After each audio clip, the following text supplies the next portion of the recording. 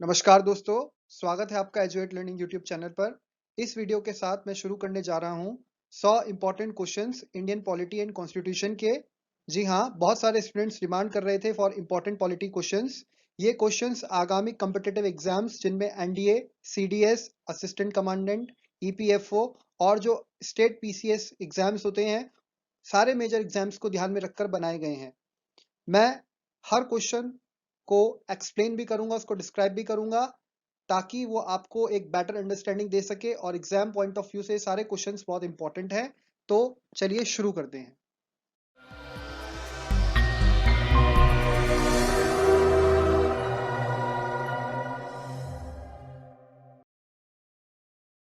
भारत का संविधान, जो कि विश्व का सबसे बड़ा लिखित संविधान है और इसके निर्माण में 2 वर्ष 11 माह 18 दिन या लगभग हम बोल सकते हैं 3 वर्ष का समय लगा।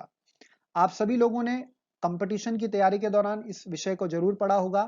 जिन भी लोगों ने इसको पढ़ा है वो इन सारे क्वेश्चंस को ईमानदारी से अटेम्प्ट करें और जब सारे क्वेश्चंस कंप्लीट हो जाएंगे 10 क्वेश्चंस, तो आपके कितने आंसर्स करेक्ट हैं उसको कमेंट बॉक्स में जरूर मेंशन कीजिएगा। तो स्टार्ट करते हैं अपने पहले क्वेश्चन के साथ। Constituent assembly of India was held its first meeting on. भारतीय संविधान सभा की पहली बैठक कब आयोजित हुई? Option A 10th of June 1946, B 9th of December 1946, C 26th of November 1949, D 26th of December 1949। और जो करेक्ट आंसर है that is option number B 9th of December 1946। हम सभी जानते हैं भारत के संविधान का निर्माण संविधान सभा द्वारा किया गया और संविधान सभा का निर्माण जो हुआ था वो कैबिनेट मिशन योजना के तहत किया गया था और संविधान सभा जो बनी उसकी पहली बैठक 9 दिसंबर 1946 को आयोजित की गई थी। तो ये इसका option number B is correct. Next question, who was the chairman of constituent assembly of India? भारतीय संविधान सभा का अध्यक्ष कौन था?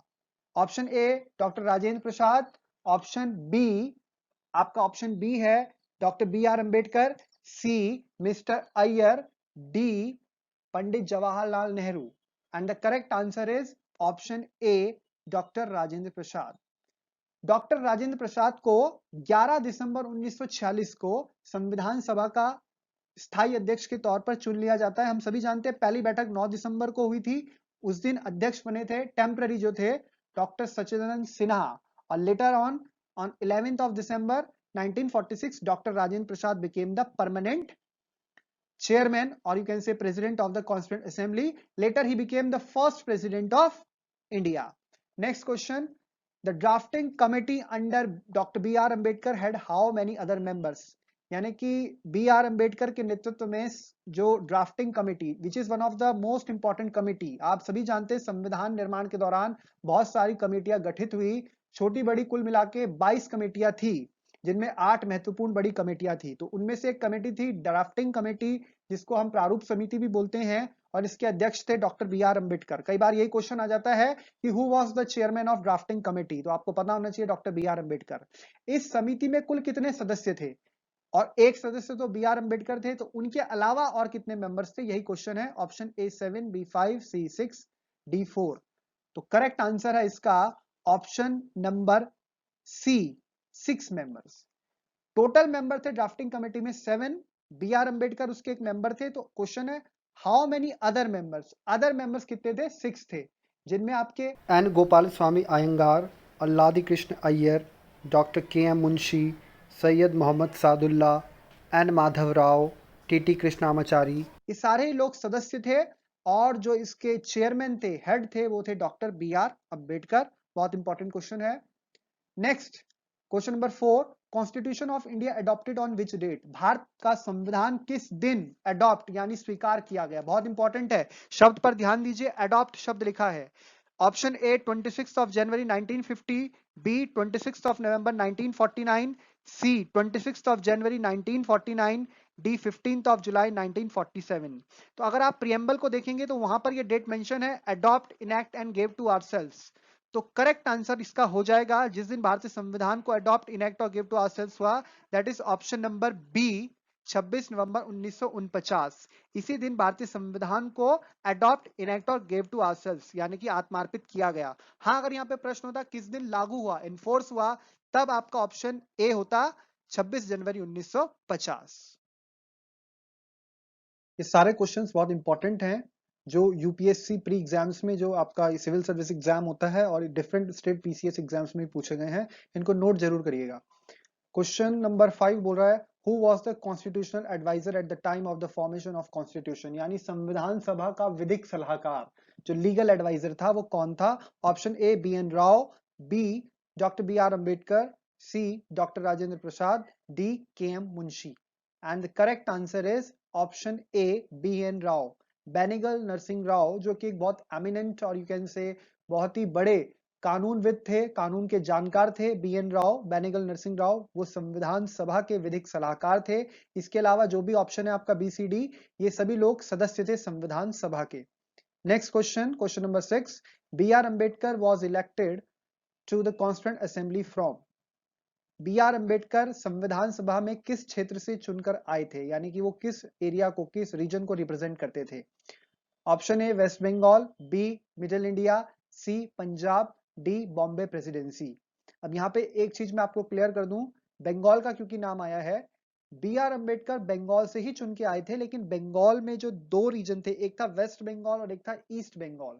बी आर अम्बेडकर जिस रीजन से आते थे वो ईस्ट बंगाल वाला रीजन था, और ईस्ट बंगाल क्योंकि आप जानते हैं पार्टीशन के बाद ईस्ट बंगाल वाला रीजन बन जाता है पाकिस्तान, ईस्ट पाकिस्तान, और जो आज बांग्लादेश है।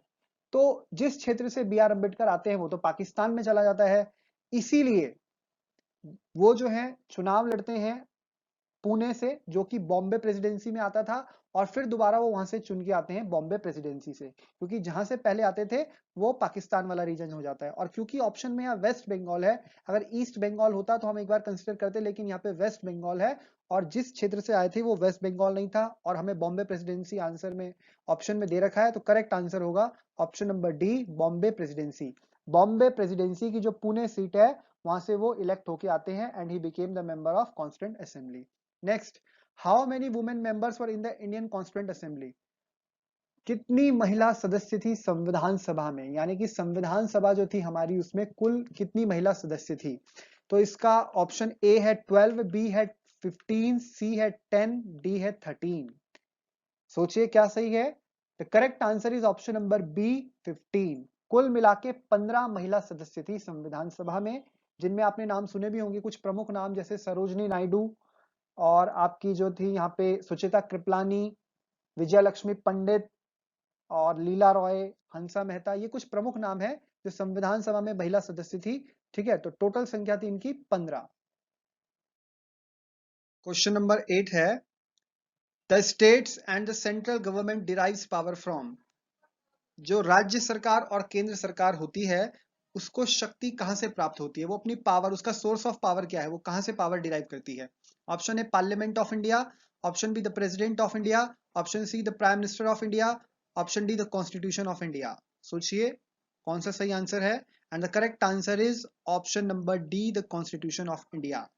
मैंने आपको बताया है, क्लास में भी कई बार बताया है, India is a federal country, यानी कि यहाँ पे एक यूनियन गवर्नमेंट और एक स्टेट गवर्नमेंट है, and both derive their power from the constitution. आप संविधान को पढ़ते हैं, आप देखते हैं भाग 5, भाग 6, भाग 5 संघ की बात करता है, भाग 6 राज्य की बात करता है, और दोनों के विषय में वहां पर विस्तार पूर्वक बताया गया है संविधान में, और इनकी शक्तियां, इनका गठन और तमाम चीजें वहां पे बताई गई हैं। तो ये दोनों ही अपनी शक्तियां जो है, अपनी पावर को डिराइव करते हैं from the constitution of India. Question number 9, the correct date of the last meeting of constituent assembly of India. बहुत इंपॉर्टेंट क्वेश्चन है, भारतीय संविधान सभा की जो आखिरी बैठक हुई थी वो कब हुई थी, उसकी करेक्ट डेट क्या है? Option A 26 of November 1949, option B 5 of December 1949, C 24 January 1950, and D 25 of January 1950। तो आप जानते हैं संविधान को अडॉप्ट, इनेक्ट और हमने जो स्वीकार किया, उसको अपने आप को आत्मार्पित किया, वो कर दिया था हमने 26 नवंबर 1949 को। अब ये बोल रहा है कि संविधान सभा की आखिरी बैठक कब हुई। हमारे संविधान को निर्माण में पूरा 2 वर्ष 11 माह 18 दिन लगे, ये हम सभी जानते हैं, और टोटल इसमें 11 सेशंस हुए थे, और जो लास्ट सेशन था वो हुआ था 26 नवंबर 1949 को। लेकिन इसके बाद एक बार और संविधान सभा इकट्ठी होती है, उसकी बैठक होती है, वो मिलते हैं, और वो होता है 24 ऑफ जनवरी 1950, यानी हमारा जो रिपब्लिक डे है, जब 26 जनवरी जिस दिन इन्फोर्स हुआ संविधान, उससे 2 दिन पहले। और इस दिन और भी बहुत सारे काम होते हैं, वो लेटर हम क्वेश्चंस में कवर करेंगे। तो 24 जनवरी 1950 को संविधान सभा की आखिरी बैठक होती है, और इसी दिन फिर कॉन्स्टिट्यूशन पे वो क्या करते हैं, मेंबर्स जो है साइन करते हैं। तो इसका सही आंसर है ऑप्शन नंबर सी, याद रखिएगा इस डेट को भी। लास्ट क्वेश्चन है, consider the following statements regarding the constituent assembly. संविधान सभा के संदर्भ में निम्नलिखित कथनों पर ध्यान दीजिए। It was a fully elected body, यह पूरी तरह एक चयनित संस्था थी, चयनित बॉडी थी। It was a fully nominated body, ये पूरी तरह की एक मनोनीत संस्था या मनोनीत बॉडी थी। इट वॉज पार्शली इलेक्टेड और पार्शली नॉमिनेटेड बॉडी, ये अर्ध चयनित और अर्ध मनोनीत संस्था थी।